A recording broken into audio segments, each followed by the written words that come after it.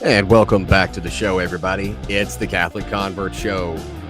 And we're almost done with the week. It's a glorious Thursday. Finally, for the first time since the Feast of Corpus Christi, we've got a little bit of moisture coming down from the sky here in South Carolina. So it looks like I'll actually still have grass to cut after all, because everything was dying. And I guess the same thing was going on with you over there, Ed. Everything brown, nasty, dead.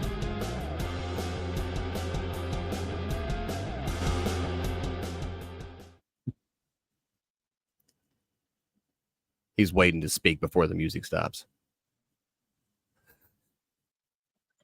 Who, me? Yeah. Well, yeah, I mean, the music went a little longer than normal there, which is fine. Like to shake things up a little bit, mix it up, keep everyone guessing. Blame the executive producer.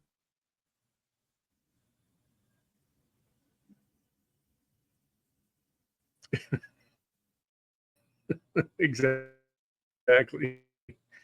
I will send out a very tersely worded email later this afternoon. Yeah, I mean, whatever we got to do. It's all good, though. A couple of years ago, I had 1 year where I had like 7 or 8 random dogs just showing up to my house. Like just constantly. Every few weeks, another dog would show up to the house. Could not figure out why. Still have no idea why.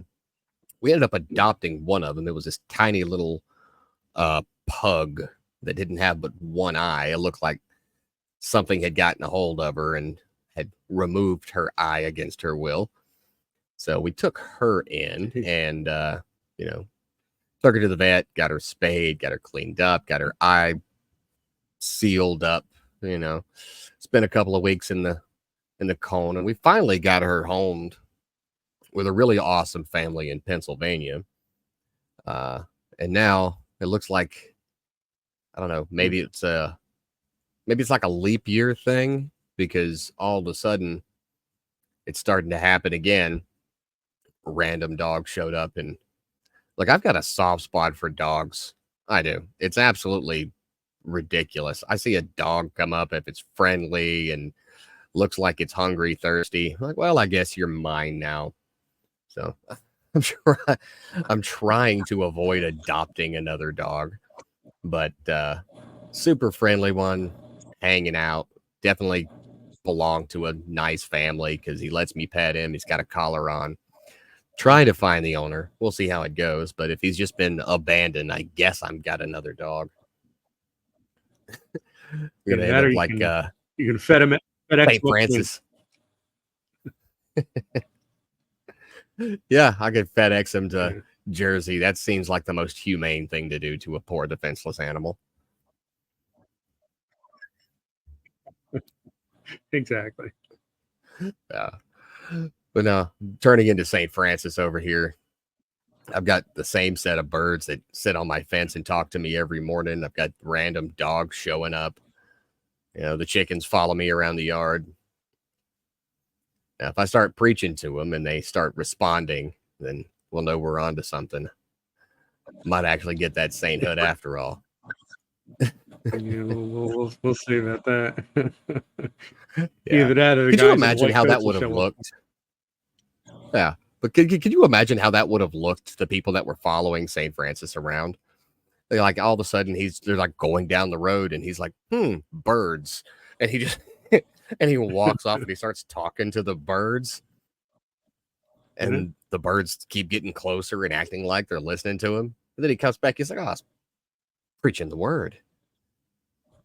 Okay. Why are we following this guy again?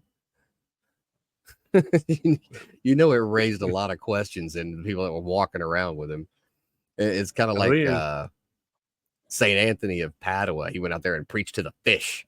And of course, St. Francis was like, hey, that's my guy. See, that's why I worry about like the modern times we're in. We've reached such a point in secular society that If anything like that were to happen, we're immediately going, yeah, that guy's nuts. We're like we're gonna reopen Bellevue for this fella. You know, it's just not gonna work. And a haircut like that, bro. Have you seen it?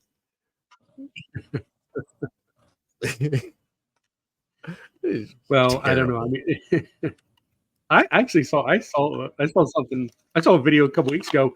There was a couple of people that are actually purposely getting the monk look, so it might be coming back.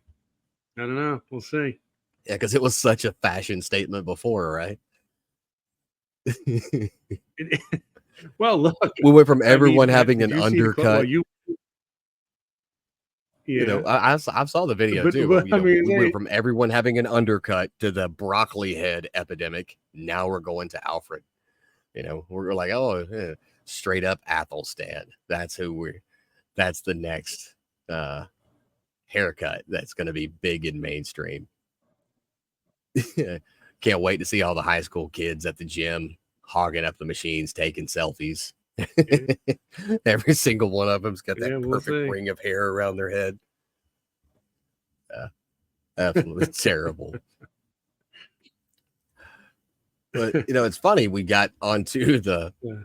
the topic of monks because I've been thinking about this for weeks, and I don't know why. Because it kind of started off as something like it was a fun joke because you've seen those memes where it's like a boy will turn 4 and base his entire personality off of one of these, and it'll be like a tractor, a fire truck, a dinosaur, Mm. you know, like one of those things, right? And I just made the joke a couple of weeks ago, and then I hadn't been able to stop thinking about it, so I did it again today.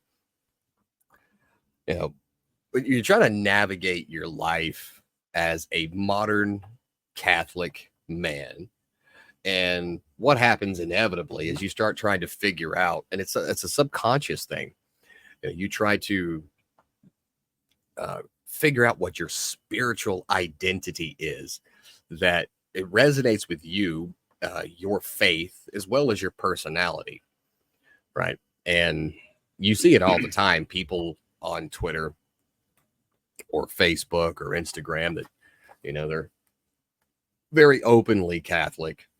They tend to model Mm-hmm. their online personas, if not their own personalities, off of one of these 4 archetypes. Now, you've got the contemplative, then you've got like the holy warrior. So Mm-hmm. think about like the Templar Knight kind of guy.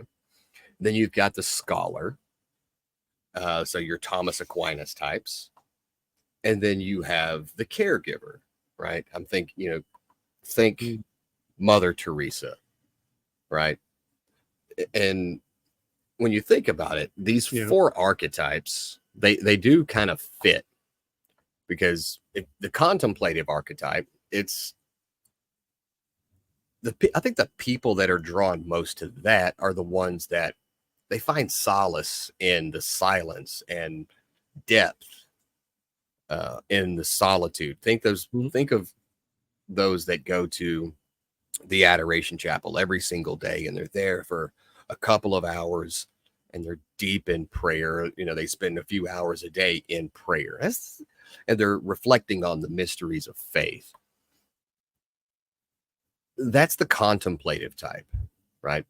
It's They're Mm-hmm. looking for clarity in those quiet moments, and they feel this deep burning desire to connect internally with, you know, a spiritual truth, as it pertains to the Catholic faith, right? And then you've Yeah. got the holy warrior Templar Knight type, right? It's those ones that are very energized and standing up for the faith and protecting the values that are under threat, you know. And it channels the energy of a lot of men who are they're passionate about defending the faith, but they're also committed to acting on behalf of those people who are vulnerable, right? Because I mean, think about it, that's what the Mm-hmm. Templars were for. They were there originally as protectors, not just crusaders, but they were protectors of the people that were making pilgrimages to the Holy Land. You know, because you get set upon by bandits and things like that. And then you have the scholarly type. Now, if I had to pin one person as the scholarly type, it's got to be Brian Burgess. You know, he's very intellectual.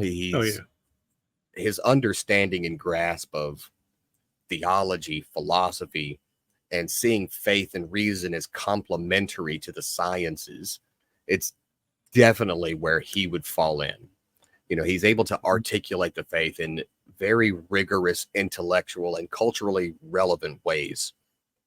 And it does help make Catholicism accessible to people who, I don't want to say need proof, but need some more convincing before they're coming into the church. So it's those guys that read their way into the church, like Scott Hahn, for example, or Jimmy Akin, right? And then you've got the caregiver. These are the ones that are very much more empathetic and pastoral in the way they live out their Catholic faith. You know, they live out the works of mercy. They're feeding the hungry, they're comforting the sorrowful, caring for the sick. And that's important because we do live in a society where individualism is prioritized. And I'm all for individuality and not following the crowd, as it were. But the other side of that is peer pressure is only a bad thing if you've got terrible peers.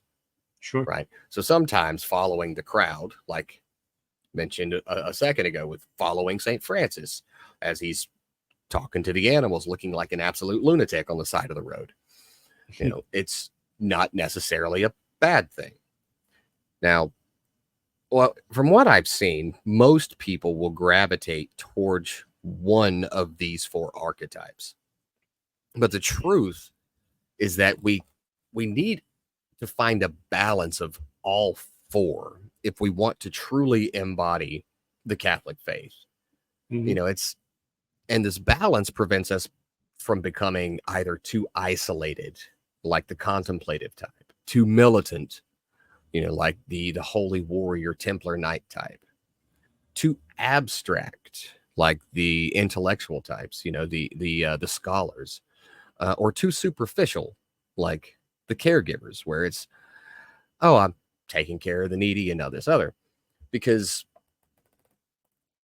each of these archetypes does bring its own strengths and challenges to the table, right? So if you are naturally, personality wise, more of the holy warrior energy, so you might be great at standing up for what you believe, protecting people that need it, defending the faith against heresies. But without the introspective depth of the contemplative type, you might be lacking in the spiritual grounding that's necessary to prevent you from becoming burned out or overly combative, right? If you're naturally contemplative and you're always engaged in prayer and reflection, a little bit of that holy warrior zeal can help you with putting your inner spiritual insights into an outward action, right? And so it's not such as an internal transformation, which is important, but you can spread that to others. And then you've got this scholarly role. And so it's definitely enriching when you have a deeper understanding of the church, the theology, the faith itself, and the church history. But it's not enough to follow the practices of the traditions and understanding the roots. It won't work without the caregiver's hands-on method of actually living out the gospel. You know, think of it like if the scholar provides the why, the caregiver would provide the how. You know, it turns that theology into tangible acts of charity, love, mercy, service. And I think if we kind of explore it a little bit, a more balanced approach of taking on all four, it does reflect the multifaceted nature of Christ himself. Sure. He wasn't just contemplative or a scholar, but he was also a caregiver. He was a protector. He was a savior, and he didn't shy away from confronting injustices. We all remember the story when he walked into the temple, saw the money changers in there, and he wasn't nice about it. He did what needed to be done. He's the walking epitome of meekness. He's capable of doing these things, but he had a measured control of these things while still having obviously a very deep prayer life and talking to his Father, our God. He knew the scriptures through and through, having spent all of his majority of his time in the temple. I need to be in my Father's house when he was 12, and then he just kind of disappeared, and his mom and dad didn't know where he was. And at the same time, he was still a caregiver. He washed the feet of the needy. He encouraged others to take care of the poor. He went for those who were kind of the black sheep of society. So I do think it's important that we try to figure out which one of these archetypes that we naturally gravitate to, and not only focus on the strengths and the advantages that we're good at, because it's kind of like if you are very strong financially, but if you're physically weak, it's not that great. If you're very strong physically, but you're financially or intellectually weak, you're just a caveman that's going to get run roughshod over it. Right. And I'm talking about an integrated spiritual identity where we get to set an example for, and I'm particularly talking to young Catholic men or Catholic men in general, but obviously this would apply to women too.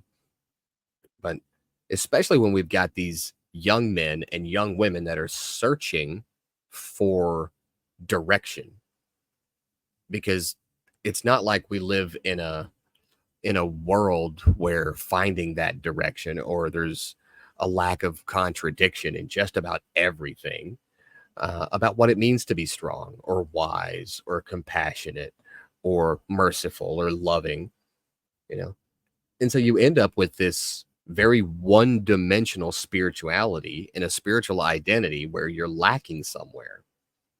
And it's a very fine line to balance. I was talking about fire earlier today, and it's a great example. You have fire. It's probably one of the most destructive forces on Earth. If it's left unchecked, it'll burn and consume everything in its path. But if you can harness it, you can cook your food, you can light your home, you can get warmth and comfort. The problem is, a lot of people tend to let their fires burn too hot. It's a fire of zeal turns into an inferno of zealotry. Right? And that you can be overly zealous as a caregiver. You can be overly zealous as, the holy warrior militant type. You can be overly zealous as the scholar or as the contemplative type. And I understand there's things that suit some people better. And obviously you've got our sisters, our cloistered nuns who they spend the majority of their time as caregivers and in contemplation.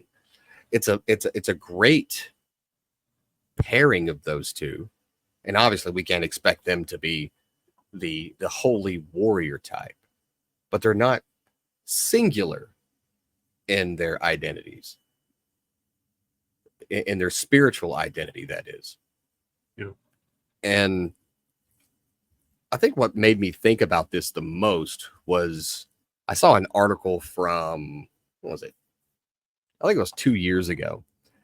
And I think it was on Vox, which is a trash publication. But this, the headline kind of got me thinking. And obviously, just about everything that comes out of Vox is worth less than whatever my dog's doing in the yard right now. But the headline did make me think, because it can be a fair accusation where Catholicism becomes a meme. You know, it's like what you were saying the other day on the show, where you've got, you know, Catholic,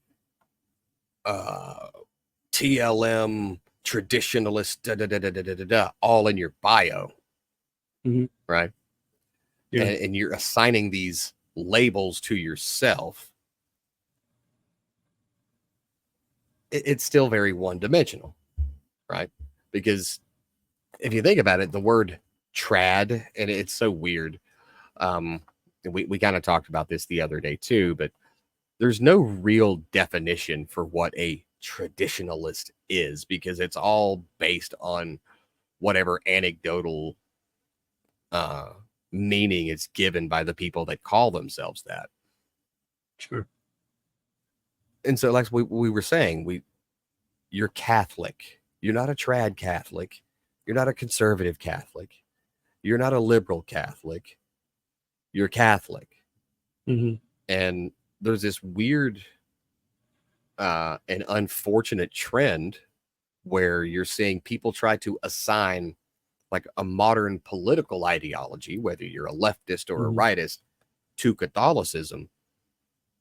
And they're not, those two are not, it's oil and water. They can't be mixed, because what it means to be a conservative Catholic is not anything like a conservative politician, right? Because as a Catholic, as a conservative Catholic, well, you're still going to be doing and taking on the same kind of ideas and philosophies of our faith that might seem politically leftist. You know, well, what do you mean give possessions to the poor and take care? That's socialism. They're not they don't mix. They're not, you can't integrate those things. You know, modern political ideologies are completely incompatible with what it means to be a Catholic.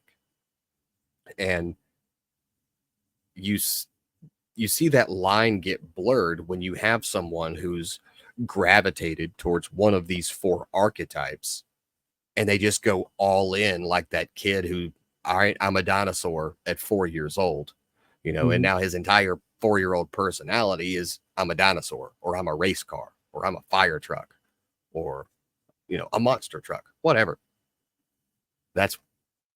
It's too one-dimensional. And political ideologies, modern political ideologies, are equally one-dimensional. It's either you're with us or you're against us. You know, if you're not one of us, you're one of them. It's very tribalistic. And fortunately for me, I wrote an entire book, or 2 books, on tribalism. And having done that, when I possessed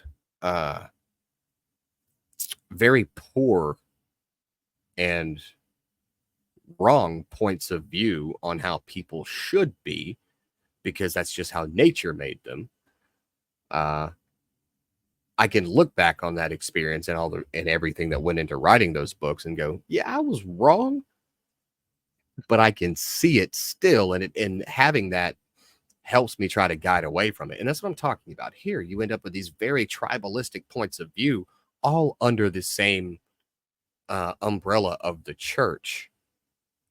You know, and the point is, you need to have a healthy balance of all four, and it may be impossible for some people, just personality type wise, but it's still something to strive for. You can't be, well, all I do is just give to the poor. Okay, well, you're neglecting your own spiritual growth.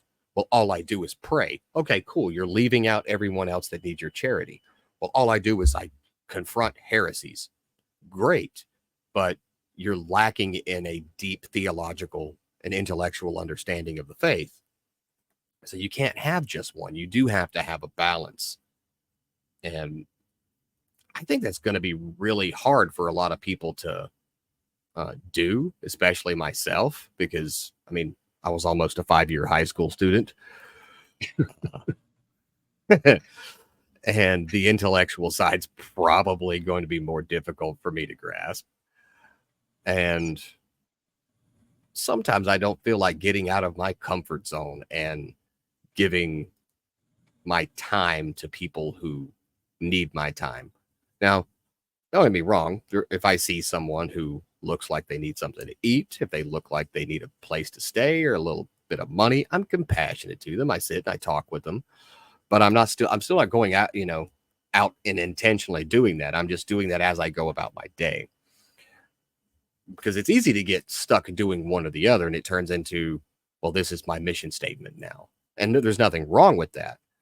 But for when you're looking for spiritual direction and to figure out what your spiritual identity is, you have to be cautious that you're not neglecting other spaces. If that makes any sense. I know this was kind of a long monologue, but if that makes any sense, feel free to jump in and interrupt me. Well, I mean, it does make some sense, obviously. And I think that you're correct that when you talk about like the 4 basic directions people typically go in, but you're also correct in saying that you actually kind of need to be kind of a composite of all 4 of those. Now, I think that it is in our nature that you're going to lean towards one of those 4 areas, and you're going to find yourself in situations where maybe 2 of those things come into play, or maybe 3 of those come into play, not all 4. And sometimes it's just one. But I would take as an example, if you're on X and you're defending the church because someone is, again, talking smack about Mary or something like that, or just talking, spewing some nonsense about teachings of the Catholic Church. Well, in that case, yeah, okay, you're thinking about being that holy warrior. I'm just going to jump in there and I'm going to pound this guy. I'm going to show him what's what. I'm going to be that holy warrior for the church. But you've also have to have that scholarly aspect, like you mentioned, our friend Brian Burgess would do. He's very learned in what the Catholic Church teaches, and he can use that to his advantage in those situations. And also there comes to play a bit of the caregiver, because you want to deliver that scholarly information in a way where it's going to be received, as opposed to trying to beat someone over the head with it, which is what the holy warrior would want to do. He wants to say, this is the truth of the Catholic Church, and you darn well better believe it. Whereas you've got to temper that a little bit. So in that case, you're using 3 of the 4. But it's true also that in our lives, sometimes you are going to be one or the other. You even mentioned as far as contemplative, like where if you're going, if you're in church and you're spending an hour in adoration, there's certainly, scholarly doesn't come into play. Holy warrior doesn't come into play. Caregiver is not coming into play. In that case, it is simply contemplative. But I think in most areas of our life, it's a mix of all of those, and or at least 2 or 3 of them at a time. And that's where we struggle, right? That's where we struggle is getting that, because again, if you're the holy warrior guy and you're going to stand out on a street corner with a bullhorn and tell everyone they're going to hell, you're probably not going to achieve a lot by doing it that way, So it's finding that balance and making it a part of your daily life. And you're right about you can't introduce politics into it. When Jesus was confronted with the coin and giving taxes, what did he say? Give to God what is God's, give to Caesar what is Caesar's. But we try to combine our political ideologies and our belief systems together today, and that's a wrong way to go, because you'll see like when if I meet up with someone who would consider themselves to be a liberal Catholic, basically what that means is, okay, I'm going to vote typically for a like Democratic candidate for whatever office, because they're going to care about the poor, they're going to care about the needy, they're going to do things like that, which is all fine. But when you take that part of your faith, which is, yes, being a caregiver, and you have to couple it with your political ideologies, you wind up running into trouble, because, okay, you're thinking, I'm going to vote for this candidate because they're going to care about people. Well, maybe their way of caring about people is, providing unlimited abortions, at taxpayer expense, or, supporting, um, drag queen story hours to kids. And in their mind, those are very caregiving type of things. As far as a Catholic is concerned, it's certainly not. So that's where and it would be the same thing as if you're talking about conservatism, and there are certain areas that a conservative candidate for a political office might stray away from Catholic teaching as well. So that's why you can't marry the two. You can't. That's why like you were saying earlier, there is no such thing as a conservative Catholic or a liberal Catholic, a Republican Catholic, a Democratic Catholic. It doesn't exist. These are totally different things. They need to be kept separate. Now, I would recommend, if when you go to the polls, you vote for a candidate whose values line up with yours as well as possible. But it's not going to be a perfect match. It never will be. And and you go back to what I was saying about voting for a liberal agenda. Well, because they'll say, well, that's a charitable thing to do. Well, giving money for certain things is not necessarily a wonderful thing. And I go back to the abortion issue. If they're going to spend taxpayer money on abortion, as a Catholic, you can't support that. And so charity, if it's forced charity, is not charity at all. So that's why I don't worry about the government being charitable in my name. I do it on my own. If I'm going to like, about my when I go into Philadelphia and I meet with homeless people, and I try to help out the homeless people there. I'm not expecting the government to do that. That you give the government a job like that, they're going to screw it up.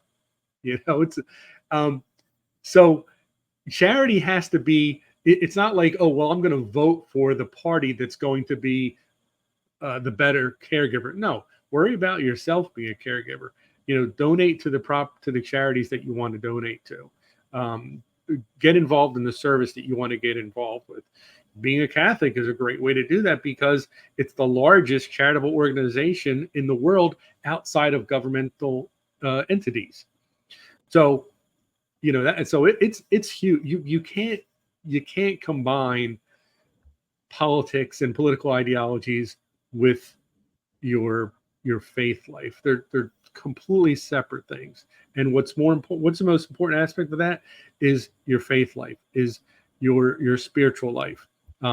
You obviously, you have to be part of a society. You have to live in a country. You have to be, you have to follow the rules and regulations that are presented to you.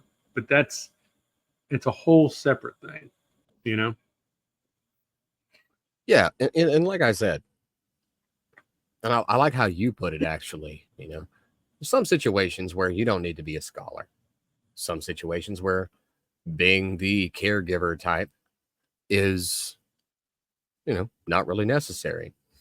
But I think what it comes down to is ultimately where people confuse and they conflate meekness with weakness. Sure. If you look at the definition of meekness, it means to be without self-will and submissive, right? Now, listen, most people will hear that and they'll go, well, see, it's the same as being weak. No, it's not. Simply because in the Bible, when Christ is talking about how the meek will inherit the earth, he's not talking about you submitting to the will of everyone else.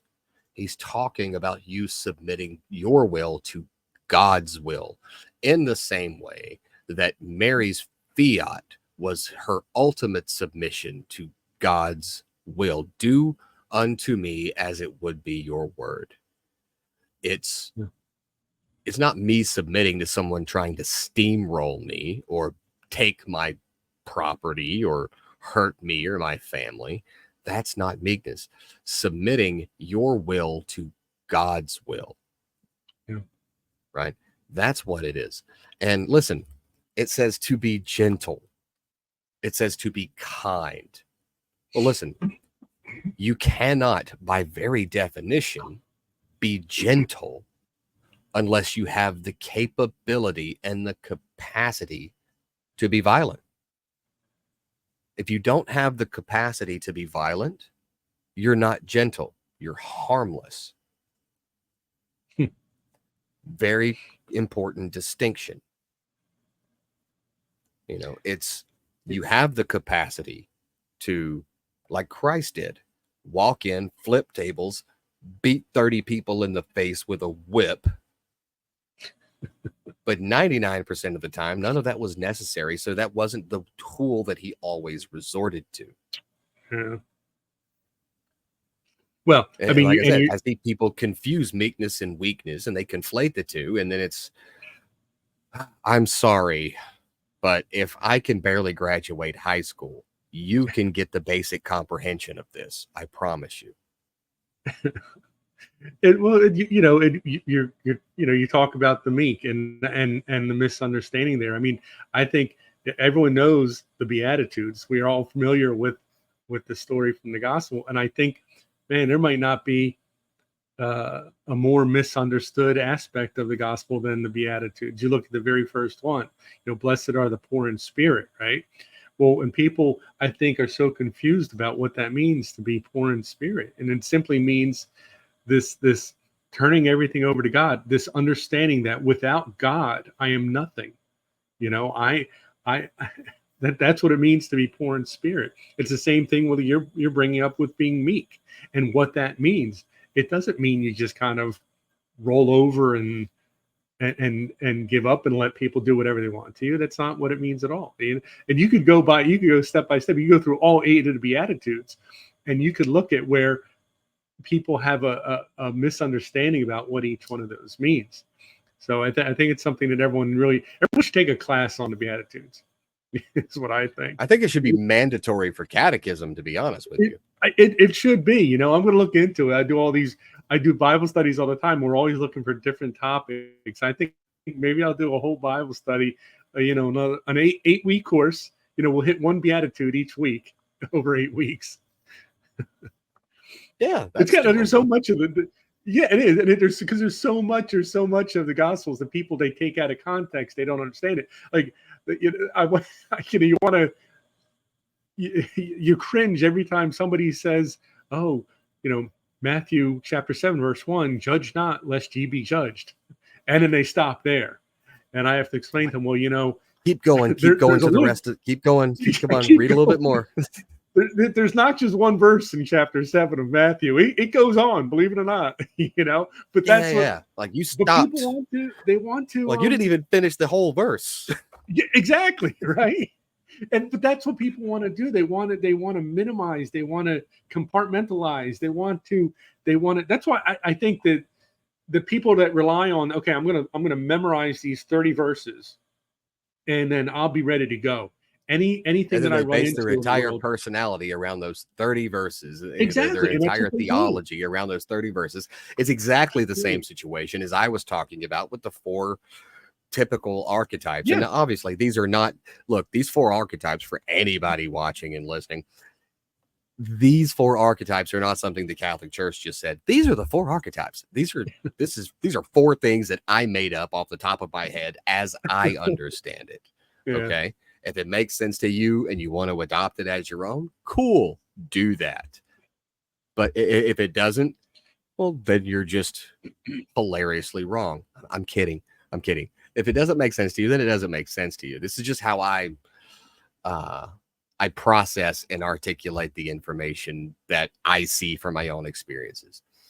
But no, it's no different. No, what but, you said with the turn the other cheek, right? It's not, oh, yeah, right, he's right, beat right. up. He's beat it. He hit me in the face. Turn it here. Go ahead. Okay. Oh, what and continue on that line of thinking. If they take your garment, if they take your cloak, offer them your garment. Right? It's not just keep giving the bad people what they want. That's not what it means. That's not what it means. It's to show that you can take it because you've still got Christ. You've still got God. Yeah. Oh, you struck my face. See how it didn't bother me? Go ahead. Strike the other one. Oh, you want to take my cloak? You want the garment too? It's not going to affect me because I'm strong in my foundation in Christ. I think you've given me a great idea for one of my Bible studies. It'll be about the 30. You're going to slap one of the students? Yeah, slap on his face. So you better turn the other cheek. No, I'm thinking it would be great to have one to be the 30 most misused quotes from the Bible. You know, and then take those 30 one by one and go through them. I think that would be a good. I'm gonna work on that one. I'm gonna put that one together. I'm gonna put that syllabus together. We'll see how that goes. That would be cool. As long as it doesn't cut into your to work on the show, because listen, yeah, it'll take away from the hours and hours of prep. This is what pays your bills, right? Don't think you're not replaceable if you start slacking off. Oh, brother. Where would you go? Who's going to come onto the show with more Vatican archive material? I'm the only guy. Oh, it would just be me Googling stuff. Hey, did you ever know? I mean, come on. Did you know the golf ball's got 343 dimples? Yeah, I guess I am replaceable. Yeah, see? Oh, well. And AI is getting so great now. I can just get one of those chat bots. What was that, Pastor Jerry? Yeah. Get that guy. And I'm gonna have to calm him down if he starts trying to offer sacraments on YouTube. Yeah. But yeah. I mean, you could just have a different hologram every day on the other side of the screen here. You know, you could be chatting. The first one's going to be Tupac.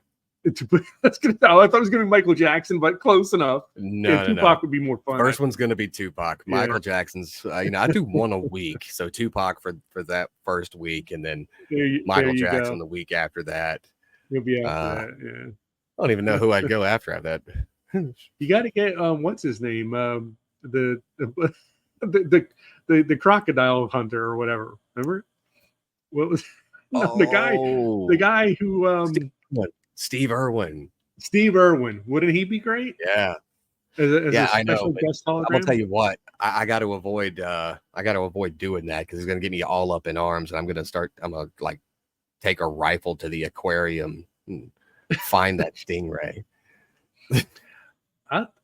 Start crying halfway through it. He wouldn't want this. That is not the way to go. I'll tell you that much, though. I mean, my wife made me laugh, and we were talking about that when it happened. It was a terrible tragedy for him, his family. We were like, my wife goes, "Well, was the stingray Puerto Rican?" I'm like, "Babe, you can't say that." She goes, "I'm Hispanic. I can say that if I want." Oh, okay. Oh, brother. But no, I mean, going back to what we were, saying. Yes, it's way too easy. Before we go too far off the rails, it's way too easy to be one-dimensional in our faith. It is, and you see this a lot with.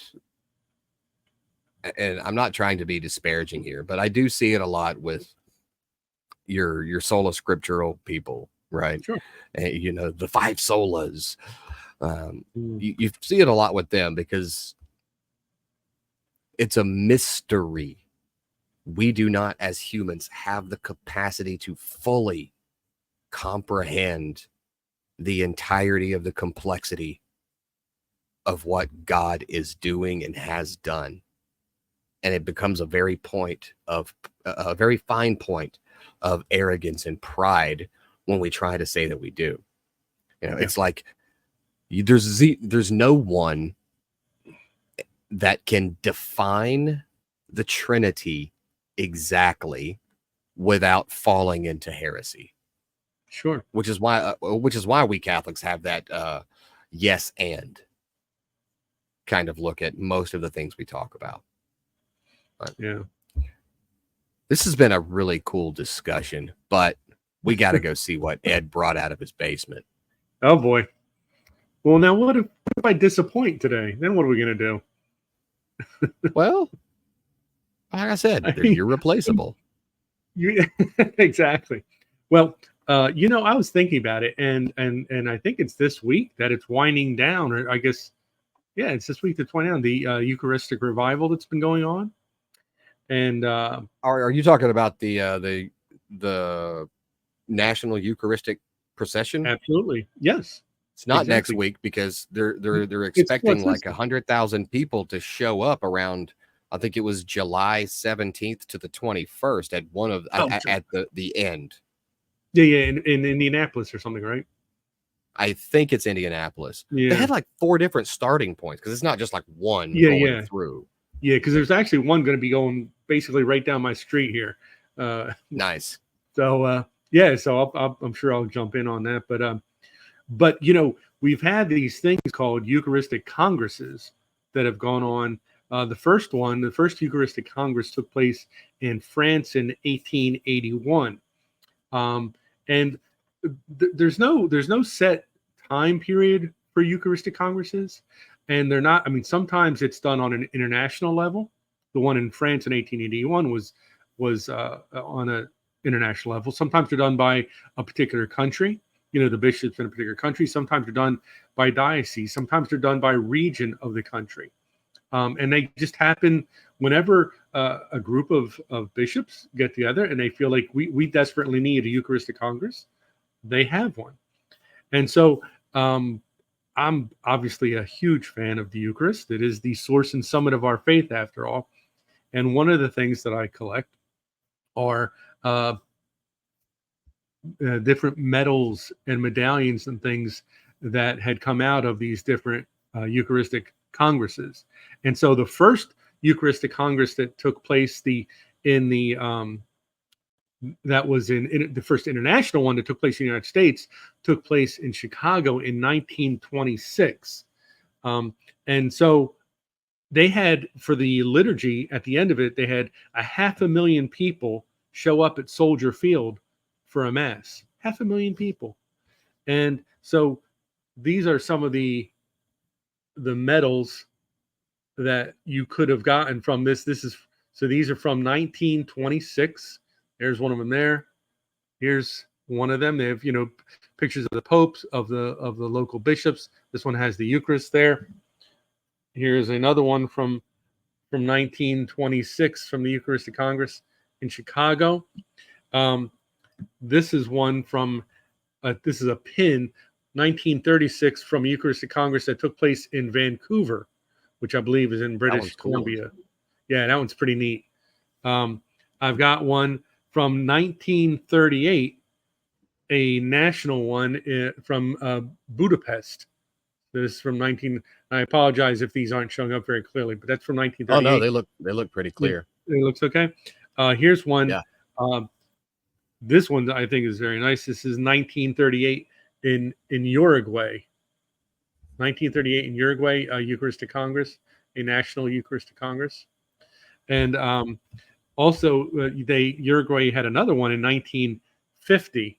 This one is really neat. It's because it's enamel. So this one's from 1950. And I've got a bunch of others. And then the most recent one in the U.S. was 1976 during our bicentennial in Philadelphia. Now, these are huge. But here's, I mean, it's crazy, right? But here are the two of the medals that were available at the Eucharistic Congress that was held in Philadelphia in 1976 as part of the bicentennial celebrations. So there you go. I mean, they're beautiful. They're beautiful coins and They really medals, are. and you and like I said, so these are when I probably showed you 8 or 9 of them. I don't know. I have 30 or 40 of them, but again, it's just they're just these tangible items, these things that you can hold in your hand. And I mean, I think about it. I'm holding this one. This is from 1938 Uruguay, and you can't help but wonder, who owned this, who picked this up while they were there in Uruguay for the Eucharistic Congress, and did they pin it on themselves and wear it proudly for a number of years? It's amazing to me. So that's what we have from the archives today, or from the basement, I should say, is a number of medals and medallions from various Eucharistic Congresses. See, that's really cool. And unfortunately, there's just no chance that I was going to be able to attend the Eucharistic Congress this year. And I don't even know if I'm going to be able to make the Eucharistic procession, because I don't know if it's already passed or it's going to pass. I believe it's north of Atlanta is going to be like the closest to me, which is still about 200 miles. It's a distance. It's a little bit of a distance. It's not that much of a distance. I'll drive 100 miles just to go to lunch, but timing it right. No, seriously, I've done that. But the timing it for the specific day, the specific time that it's going to be in that area is kind of hard to, get narrowed down with, Sure. I've got stuff that I do for my church, family, obviously clients need books written. So it is unfortunate that it's not a lot closer. But I'm definitely going to look forward to the next one. And maybe because I didn't even know it was a thing until I became Catholic. Now that I'm Catholic and we see another one going to happen, whether it's either next year or 5 years from now, I'll know about it before it happens, and I can start planning appropriately for it, because I would love to attend one. The only thing that I'm kind of looking forward to is I've got an opportunity. Well, I won't say it's an opportunity. I'll say it was a kind of a invitation by one of the deacons at my church, to go up to the Franciscan University in Steubenville, Ohio, and awesome. And be one of the speakers up there that come from our parish. So you got to do that. That's a thing. I want to. I'm nervous because Ohio is like America's Bermuda Triangle. I'm afraid of getting stuck in a cornfield somewhere. Well, that's Iowa. What's in Ohio? Cleveland. Yeah, see, it's definitely terrifying. So I don't know. They have this thing though. If you go to Ohio, it's Cincinnati chili. I don't know if you ever had it. It's very interesting. I have. I passed. It even has I literally passed right by. I literally passed right by Ohio when I was driving up to Buffalo a few years ago. Yeah. Well, yeah, just right by it. And then on the return trip, because that's the way the GPS took me. On the return trip, it was like, okay, you can take this road, you add 8 minutes to your drive, and you go through Ohio. Or you take this road, take 8 minutes off your trip, and you go through West Virginia. And I'm like, I think I'll go through Ohio because I came up through West Virginia. But then I have a friend of mine named Caleb who lives in West Virginia, and he's like, hey, you're passing through. You want to stop and meet up for coffee? So I'm like, I guess next time, Ohio. And I went right back through West Virginia again. So it's all right. There you go. It's in Ohio, a very exciting fun fact here. Ohio just recently got their first Wawa. Now, I don't even know if you know what a Wawa is, being from South. I know what a Wawa is. You know what a Wawa is? Okay. Because there's no Wawas. I know what a Wawa is. I know what a Checkers is. I know what a Sheetz is. Yeah. All right. Stuckey's. Hey, we're getting I know what Stuckey's is. We're getting a Whataburger. Actually, 3 Whataburgers out here in South Carolina. That's And the last time I had one of huge. those, holy crap, it was like 2000 and I want to say 2011, 2012, when I was in New Mexico. Was the last time I had Yeah. Whataburger. Whataburger is amazing. Way better than Yeah. In-N-Out, because I had In-N-Out burger when I was in Phoenix, and that was terrible. They're overhyped. They really are. Oh yeah. Whataburger's my jam though. That's good stuff right there. There is a California burger joint that I really love though. It's called The Habit.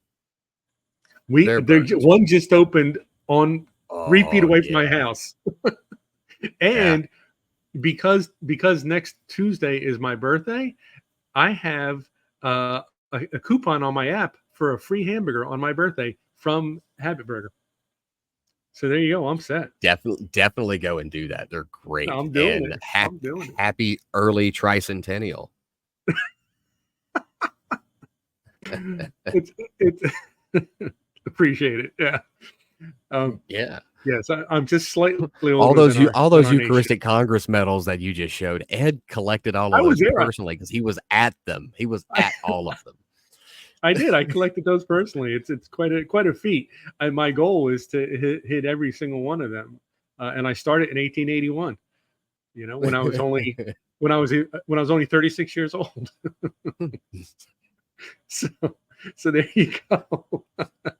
And I was gonna, you know what? I was gonna send you one of these, but now I'm not going to now. That's all right. Gee, thanks. Yeah. Me and my big mouth. I had to ruin it. You ruined it all. No. You ruined it all. But all right. We've gone into the hour. We've sidetracked twice. I don't know how we ended up on fast food burgers. I've got a short-term memory. I don't know how we got here. But we're going to go ahead and wrap this one up for the day. Cool tomorrow because we've got Enoch, the Catholic rapper. I almost said Chance the Rapper. It's not Chance? Enoch, the rapper, is going to be on the show tomorrow. So really looking forward to that discussion. And we'll see you all then. Thanks for watching. Thanks for listening. Thanks for subscribing. Thanks for sharing. See you guys all tomorrow. Yep. God bless everybody.